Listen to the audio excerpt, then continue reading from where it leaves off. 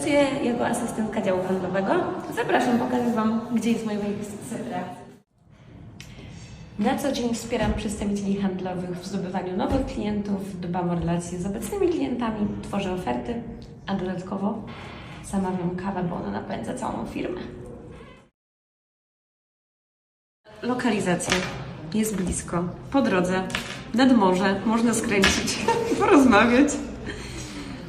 Za kawę w miłym towarzystwie i za to, że jest bardzo fajna atmosfera, luźna. Zapraszamy klientów po rusztowanie, a przy okazji na pyszną kawę. Będę słynęła z kawy teraz w dęcie. Adrianicznie. Ja będę słynęła z kawy. Zapraszam na kawę, zamawiam kawę. Kawuszka nasza.